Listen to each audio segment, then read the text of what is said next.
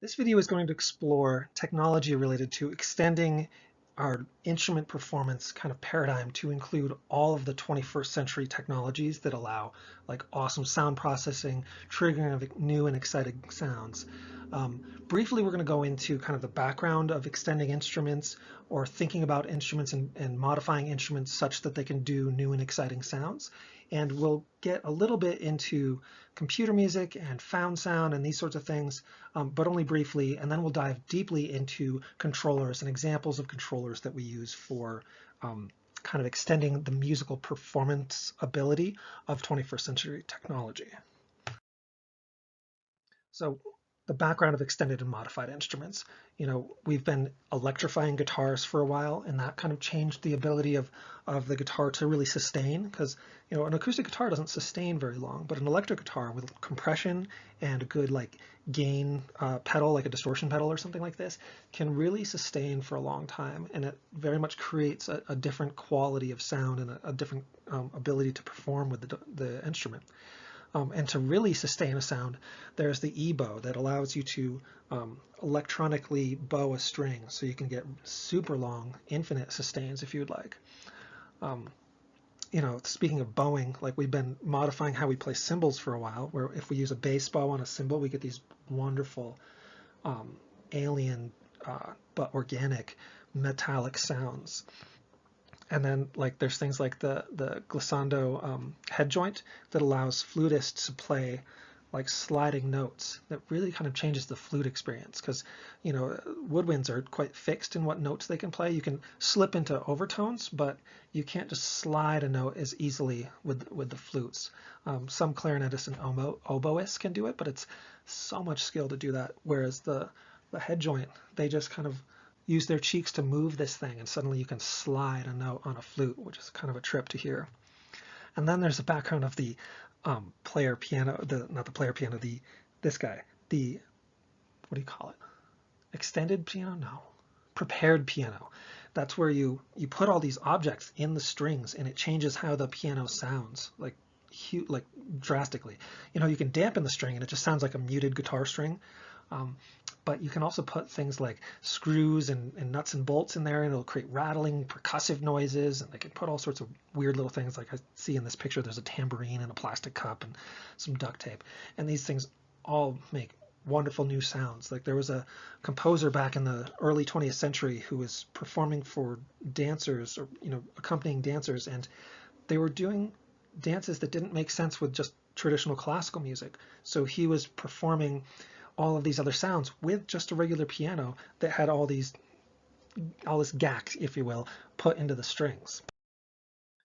So to get even more wild new sounds, we went into synthesizers. So you've got arbitrarily separated pitch, amplitude, like the entire sound generation process, like what makes the sound, is separate from its control and its acoustic resonance, if you will. So in a traditional instrument, you activate the sound by interacting with it. Controlling the sound and the sound being created are one and the same. Whereas in synthesis, the sound is being created on its own, and you can control it separately from what it's being created.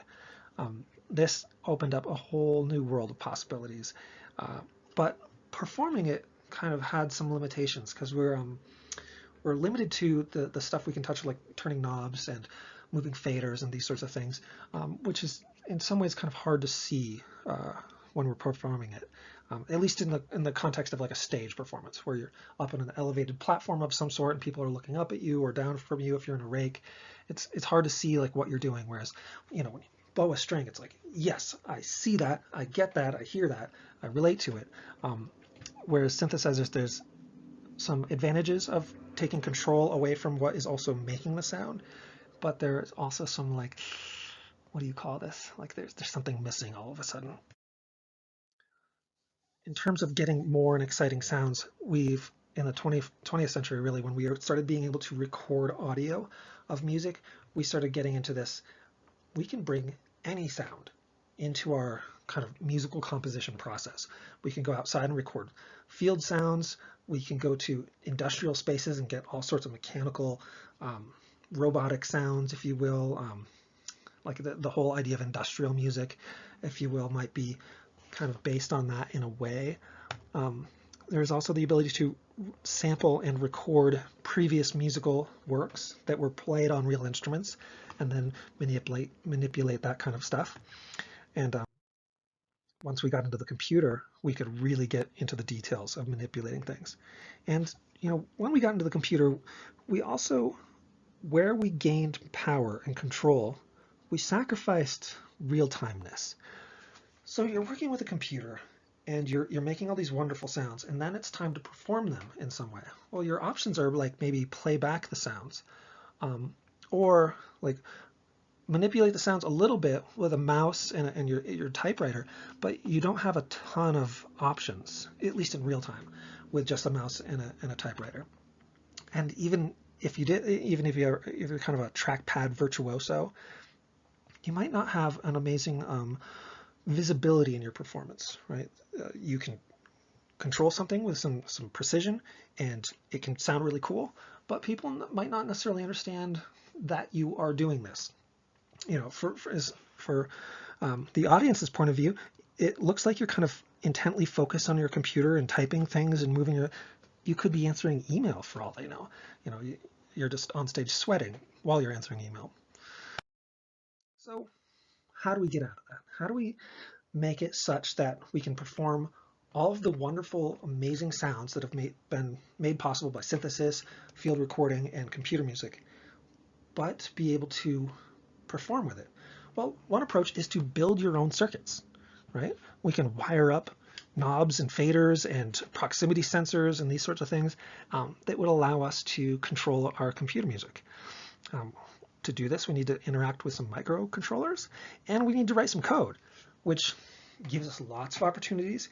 It really opens up an amazing kind of world of cool stuff, but there's some cost in the sense of, I've got to develop something, I've got to take some time off from writing music to write code, these sorts of things. There's some trade-offs. People who have learned code through this process, I don't think they would ever go back and say, oh man, I wish I didn't learn code, because they might find that the creativity in music making versus the creativity in coding is so incredible that they end up going in a totally code direction. There are several students who went to music technology over the years who are now professional coders. Like they work at Google, Apple, I'm trying to think of who else, web developers all over the place, Spotify. We have a lot of folks working in Spotify using their coding skills. So some digital instruments that are off the shelf that you haven't necessarily had to develop or build from scratch. There's the EWI, it's breath-based controller, so you have the expressivity of breath and the precision of keying.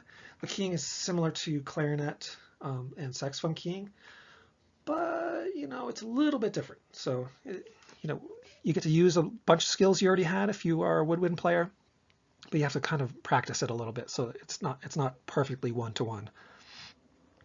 There are these kind of aerophone kind of things. It's kind of like guitar. You have the articulating of the pitches, and you have the articulating of the starts of the sound, starts and stops, and these sorts of things. Kind of uses some guitar skills, but really is its own instrument. Digital drums allow you to really use your regular drumming skills. There's a little bit of touch that's different in a digital drum, but in case of like, your wrist action and these sorts of things, it's really similar. And then of course, pianos and keyboards are very similar to what you've trained on, especially if you go with the high-end stuff that has that weighted key action. There's some keyboards that even have tactile feedback, like the keys vibrate a little bit. Those are of course really high-end ones, but somewhere in between there are keys that are the same width, that have a certain amount of resistance to pressing, kind of like a piano keyboard. So if you already have piano key skills, these things open up a lot of opportunities. Now, if we're thinking, yes, I want the control of the computer, got that. I want to be able to control it live, but I don't have a lot of musical training on a specific instrument. Maybe I have more composition training, or maybe I play an instrument that doesn't model well digitally. I was thinking of guitar in particular, or violin, or things like this. the feeling of the digital versions of those instruments is not as awesome a mapping of like, okay, I play violin, now I play digital violin.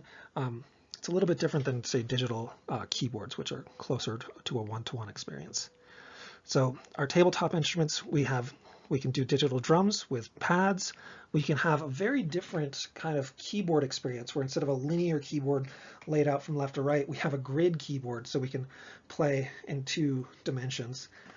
Also, this is great for portability because, you know, an 88 key keyboard, or even like a little bit less than the 88 key keyboard, like the 65s and things like that, they're still kind of large. They're not great for getting on an airplane because I think the largest instrument I was able to fit in an airplane without causing any trouble was 24 inches, and it has to be just right in the overhead compartment to fit like that, because once you go sideways with your gear in the overhead compartment, you're now taking other people's luggage space, and I don't know, I wouldn't recommend it if you don't have to go in that direction.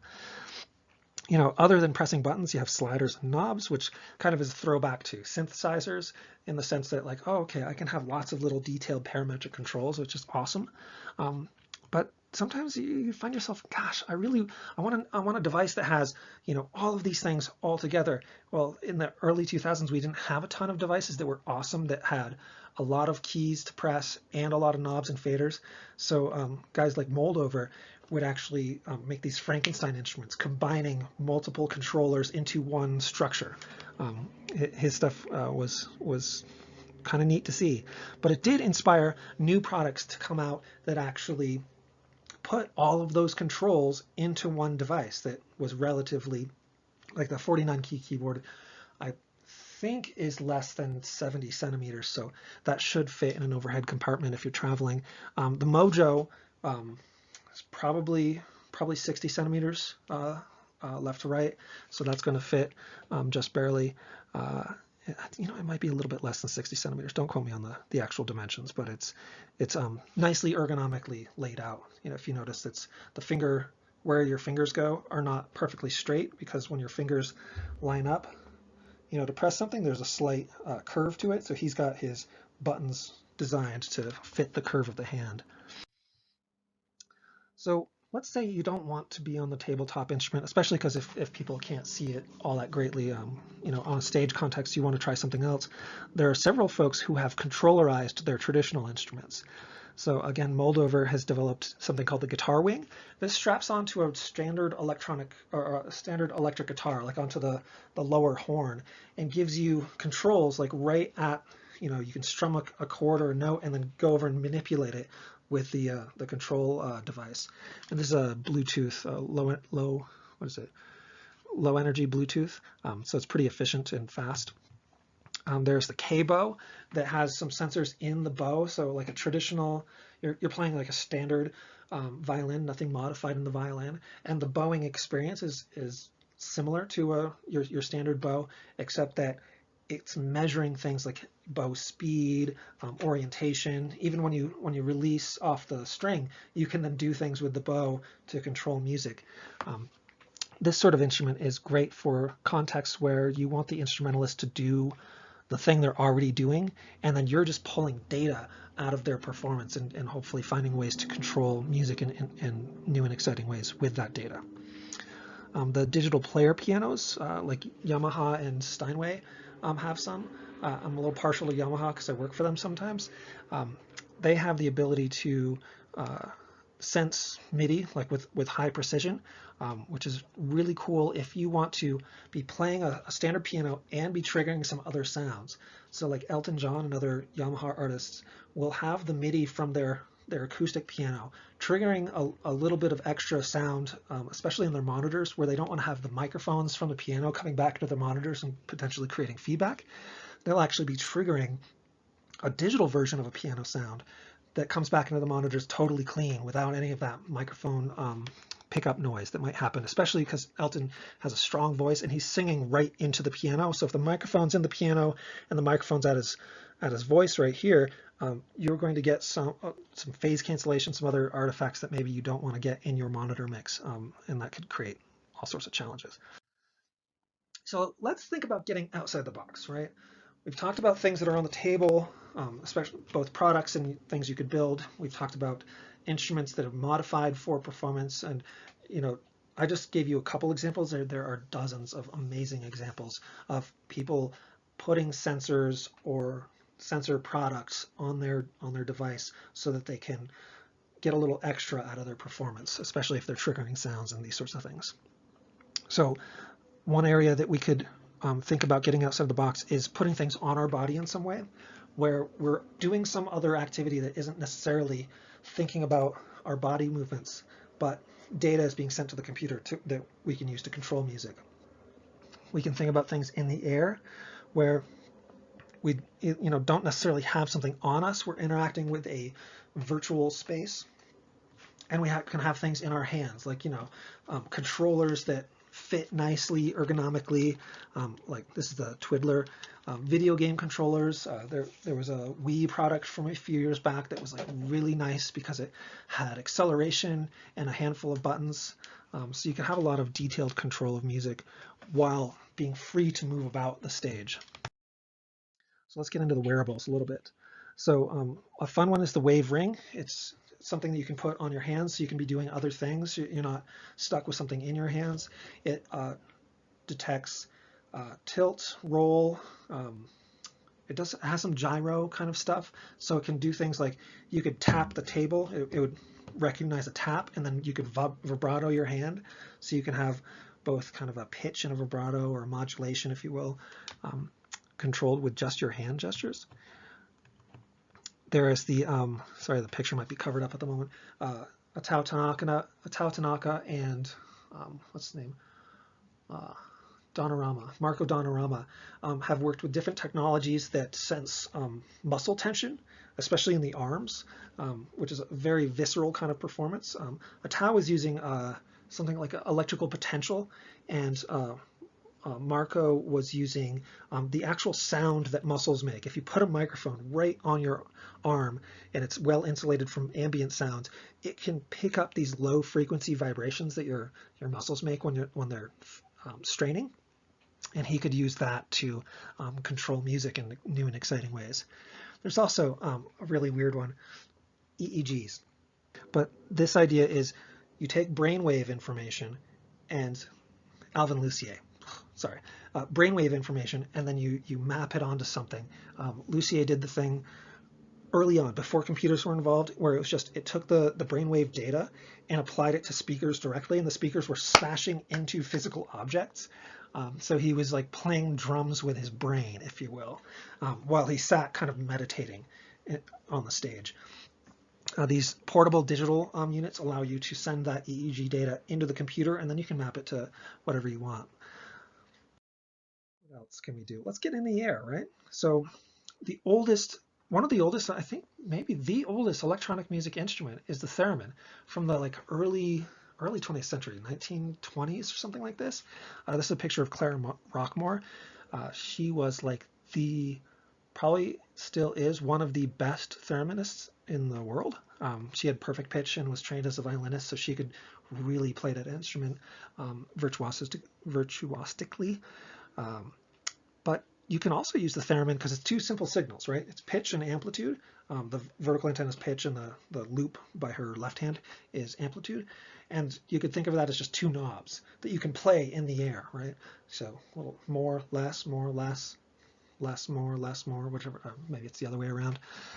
Yeah, it's more is high, less is close. You can map this to anything that would make sense to perform with two knobs. And if you are interested in coding, you can actually make it so when you do a direction change, that causes a trigger, something to happen. So you could actually kind of play drums in the air if you wanted to. Now there's some visual tools out there that are kind of amazing, like laser harps, where you've got these laser beams. In this context, the laser beams have been made visible, or they are added visibly in post-production, but it's usually an infrared laser beam that you can play by moving your hand through space, and you have a certain grid. It's one-dimensional, where you can trigger things.